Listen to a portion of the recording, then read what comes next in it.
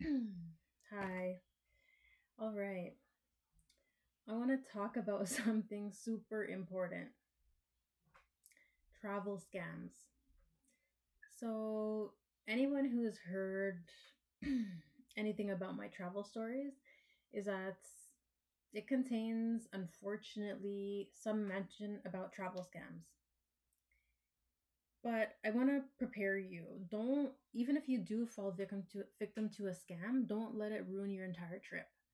Sometimes it goes with the territory, and you have to kind of consider yourself privileged that you're able to travel to this other country because, a lot of the time, not to excuse it, but these scams happen sometimes because the people are so poor, and so scams are a legit way of them making money.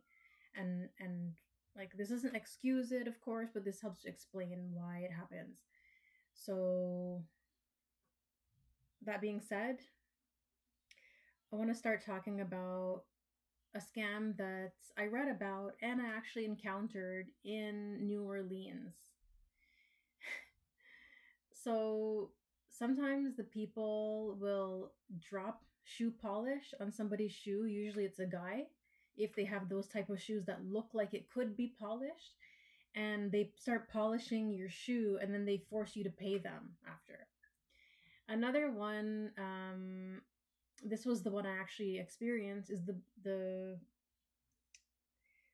scam where they say they come up to you and they say, "I bet you I could tell you where you got them shoes." So they guess. So if they guess right, they expect to be paid something for the joke, for guessing where you got your shoes from. But the answer to this question is, where you got them shoes is you got them on your feet. And this is the joke. So after that, they're like, okay, now pay me, now tip me. And some of them can get quite aggressive. And if you don't tip them for this joke, for them telling you a joke, then they get very aggressive with you. So anyway, just like, don't even engage with anybody if you're traveling there. Don't engage with people who look like, a certain way on the street. Like anybody, especially like a random guy approaching you and heading towards your shoes, looking at your shoes. That's how you know they're about to engage you in one of these shoe scams. Next thing is, oh boy, the bird poop scam. This one's popular in Europe. It happened to somebody I know, like a family member of a family member that I know. And it happens in parks, it happens on the streets, but usually when you're kind of isolated from a lot of people, if you look like a tourist, you look like a traveler, you have a backpack, especially you have this big lens camera with you, you could be a victim to this scam.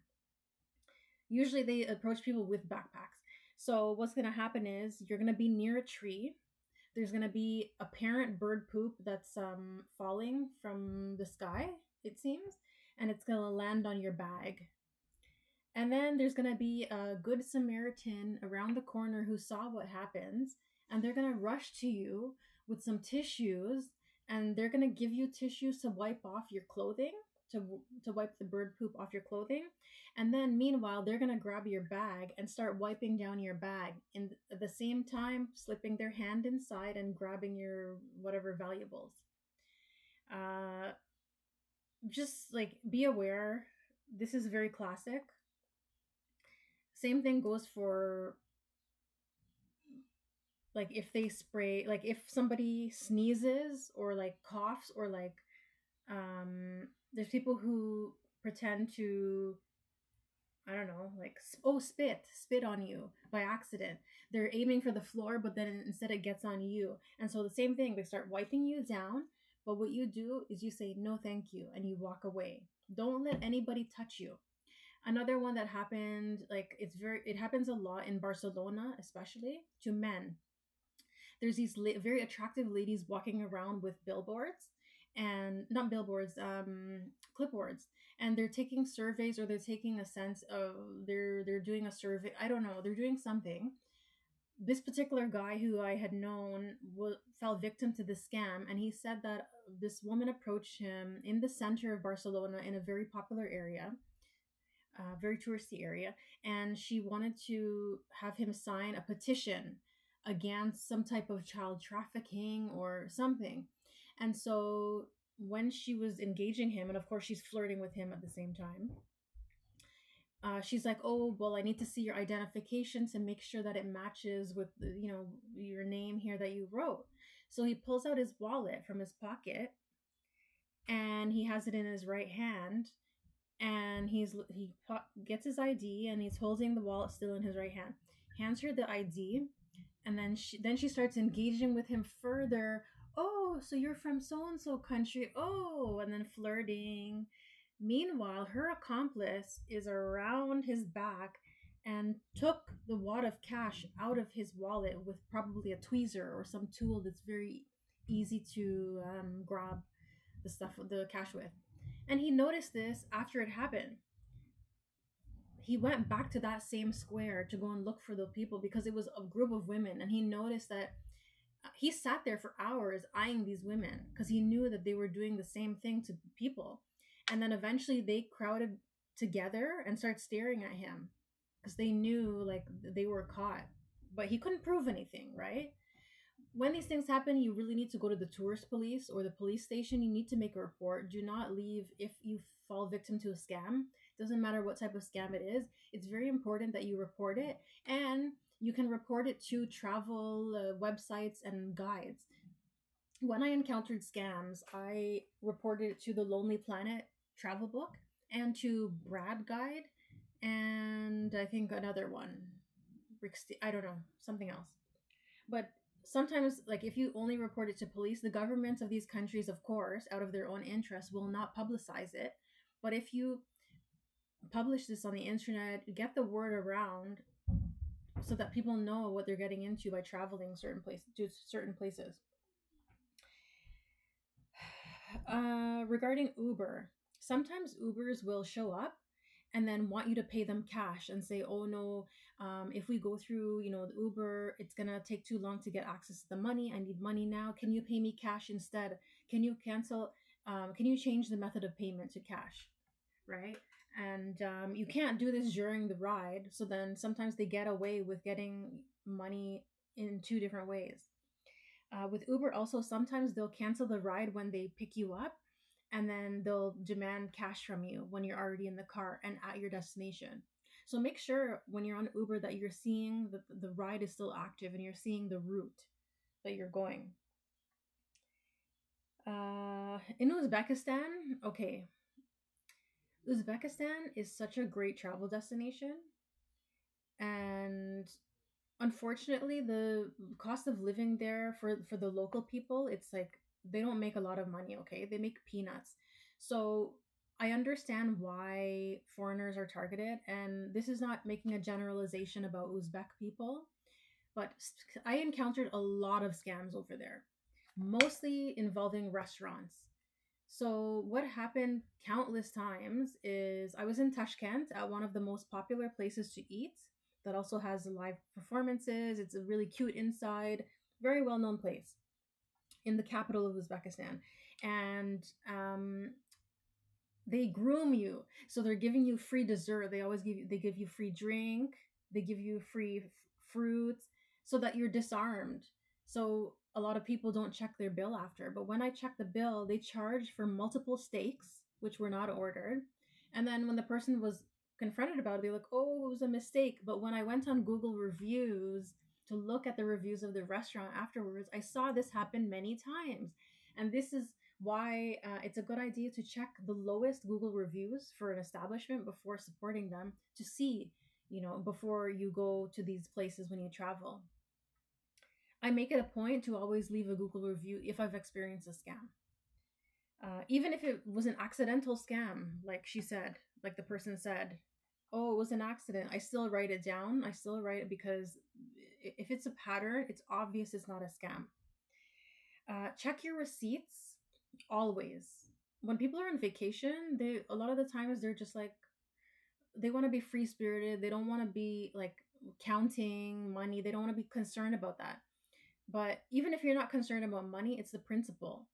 And they keep, like, if people don't get caught, then they'll keep doing this all the time. Oftentimes in Uzbekistan, whether it was in Bukhara or Samarkand or Tashkent, the item didn't correspond to what I ordered. And because it was written in Uzbek, maybe they thought it was easy to, like, to notice. But I would compare it with the menu item in the menu, because a lot of the places have English menu, and the price was not the same. And when I looked at it through Google Translate, it wasn't the same item. So a lot of places are overcharging like this. Um, Check the number of menu items, the actual menu item, and pay attention to your credit card as well. Sometimes they'll charge you multiple times. Yeah. Even in a shopping mall, it happened. They entered the wrong price in the credit card terminal when I was buying a clothing item. So, and just because a country has certain scams against tourists doesn't make it a bad place. Doesn't mean that you shouldn't travel there. You just have to be aware and just recognize that there's, like, every place has its own issues. Egypt, I spent a lot of time there, so maybe I've encountered more scams than normal, but that's one place where I encountered some of the worst scams ever. And at the same time, I loved Egypt. It has a special place in my heart. But they're like next level with the scams. I was in the overnight train going from Cairo to Aswan, and the attendant who comes around serving coffee, tea, whatever, I put some extra local money for a tip, which he straight up refused.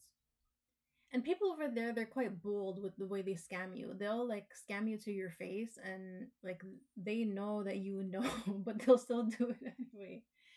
He's like, "This money isn't good here."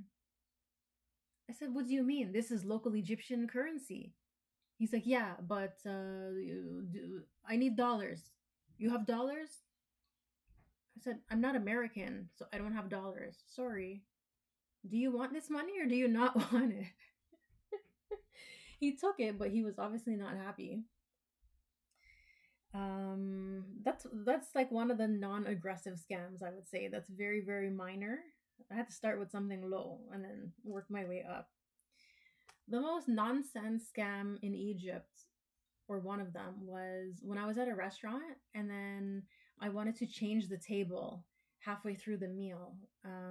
Or no, the meal hadn't come yet. I was sitting there for half an hour. Then I wanted to change spots. On the receipt at the end, they charged me a change table fee. And I'm like, what? This is wild. And then I'm like, no, I'm not paying this. And then after, they had a bouncer at the door who wouldn't let me leave unless I paid this fee. And then plus, he wanted a tip on top of it. I'm like, you want bakshish? That's what they call tip in Egypt. You want bakshish for what? Like, he didn't do anything. He's literally standing at the door. But in Egypt, you'll have people ask you for tips. Like, if you ask somebody on the street, where is the so and so restaurant? And somebody points you in that direction, or even like walks with you a little bit, they'll be like, okay, give me a tip. I'm like, no, no, no. It's the principle. Like, it's just like, no.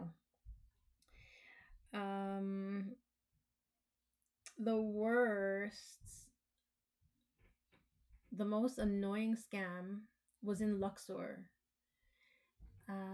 I had encountered this scam twice. I was in Luxor and then again in Aswan, I think, where you take a horse carriage ride, which they call hantour, and the horse carriage operator will quote you a price.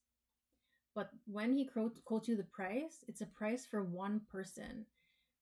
So if you have two people or three people or four people in the horse carriage, at the end of the ride, he will tell you that you need to pay that price per person. So the first time I had encountered, the second time I encountered it, I was ready. So I was already like, this is much money I'm paying. I'm taking it out, and as soon as I get off the horse carriage, I'm handing the money to the person. I'm not waiting. I'm getting off first, and then I'm gonna pay what we agreed to pay. But the first time this happened, I was quite annoyed. And the guy had his son with him in the horse carriage, young kid. He was like 6 or 7, and I felt bad for the kid because I said, geez, the kid is observing this nonsense behavior and he's going to grow up probably doing the same thing. So what happened was, like I said earlier, the horse carriage rider in the first incident, he quoted one price. And then when he stopped the ride, he demanded twice as much. He said, no, it's for per person. I said, no, no, no, absolutely not. I've been here. I've been living here for a year. I know how it works. I know how much this thing costs. I'm not paying that. That's ridiculous. And I was able to communicate in the language at the time, so it made things I think easier. I think they rely on the fact that people are just like tourists, and they don't want the hassle, so they end up just paying whatever they ask for. But I'm like, no, I've been here for a while, so I'm not gonna be gullible to all these scams. So then I got off with another person. We got off the horse carriage. At the end, he demanded twice as much money. I said, nope, we agreed to this. I'm handing you this money. You know what happened? The man took the money and threw it down on the ground and started shouting and yelling and getting crazy. And I was like, whoa. I said, no, no, no. I said, you don't want the money? Okay, then I'm taking it. And he picked it up and threw it again. I said, okay, then I'm taking it. Bye. And eventually he took it, but he acted so aggressive, and it was actually kind of scary. And like I said, I was sad for the son who witnessed all of this. It's not good. But the economy at the time, not to excuse it, but to explain it, the economy was very bad, and I think it's even worse since then. The currency has gone down a lot. The inflation is so crazy over there, so people probably are even more creative with the scams that they're doing. But don't let this ruin your experience if you do encounter these scams. Just be aware, and be firm. Be firm in what you're agreeing to. Know what you're agreeing to. Seek clarity. Say, is this fee for one person or two people? And yeah, don't let people bully you into paying more that you didn't agree to. Thanks for listening. If this was helpful, please like and subscribe and stay tuned for more videos.